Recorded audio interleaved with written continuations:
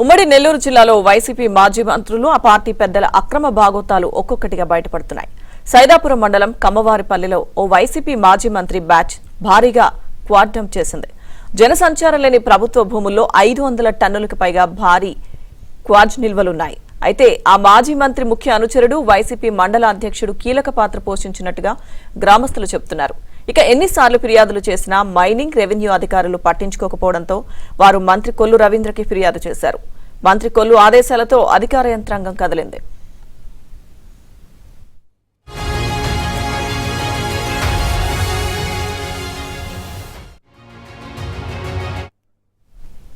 నెల్లూరులో వైసీపీ నేతల అక్రమ బాగోతాలు ఒక్కొక్కటిగా వెలుగు చూస్తున్న పరిస్థితి కనిపిస్తోంది. పూర్తి అప్డేట్స్ మా ప్రతినిధి మహేష్ అందిస్తారు.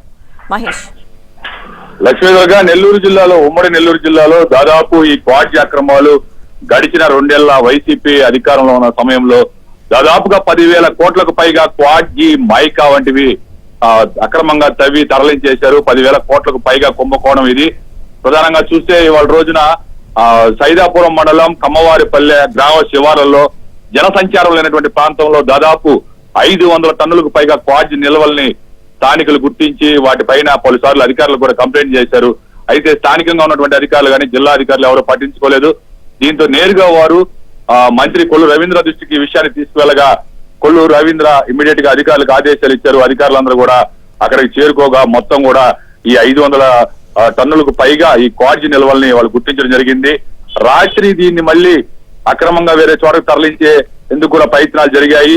కానీ ఒక్కసారిగా గ్రామస్తుల్లో తీవ్ర వ్యతిరేకత రావడంతో ప్రస్తుతం అధికారులందరూ కూడా అక్కడికి చేరుకున్నారు.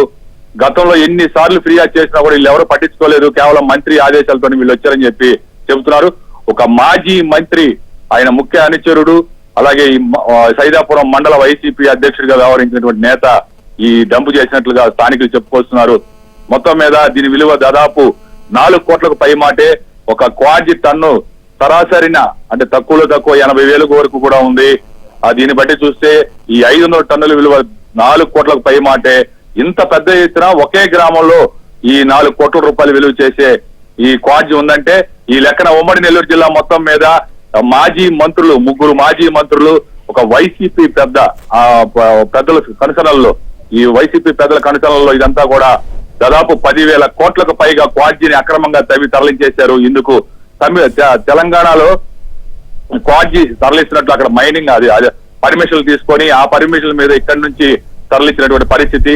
దాదాపు పెద్ద ఎత్తున భారీ ఎత్తున అక్రమాలకు పాల్పడ్డారు. ఒక 2 ఏళ్ల కాలంలోనే పోటీలు పడి మరి వైసీపీ పెద్దల సహకారంతో వాళ్ళ కనుసనలతోటి ఇదంతా కూడా ఈ కుంభకోణం అంతా కూడా నడిచింది. ఇప్పుడు ఆ మాజీ మంత్రులు వైసీపీ పెద్దల ఈ అక్రమ బాగోతాలన్నీ కూడా ఒక్కొక్కటిగా వెలుగు చూస్తూ ఉన్నాయి.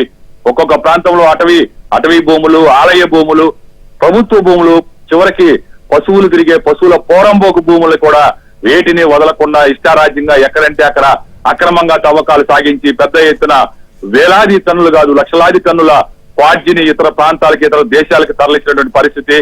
నెల్లూరులో ఒక గిరి అనే ఒక ట్రేడర్ మొత్తానికి కూడా సూత్రధారి, అలాగే ఒక మాజీ మంత్రి ముఖ్య అనుచరుడు బిరదవోలు శ్రీకాంత్ రెడ్డి, ఈయన పైరువిలో వీరుడిగా పేరు. ఈయన కనుసనలో కూడా పెద్ద ఎత్తున ఈ అక్రమాలన్నీ కూడా జరిగినట్లుగా చెప్పుకొస్తున్నారు.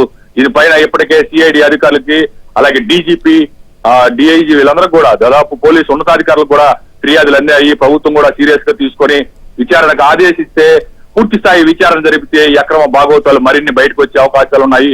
100 కోట్లు 200 కోట్లు కాదు, దాదాపుగా 10,000 కోట్లకు పైగా క్వాడ్జీ, మైకా, పల్స్పర్ వంటి ఖనిజాలన్నీ కూడా తవ్వేసి చెన్నైకి అక్కడ నుంచి విదేశాలకి తరలించి సొమ్ము చేసుకున్నారని చెప్పి చెప్పుకొస్తున్నారు. ఈ రోజు అందుకు ఉదాహరణే ఈ సైదాపురం మండలంలోని కమ్మవారిపల్లిలో దొరికినటువంటి 4 కోట్లకు పైగా విలువ చేసే ఈ డంప్ అని చెప్పొచ్చు. అధికారులు దీన్ని సీజ్ చేశారు. లక్ష్మీపురం.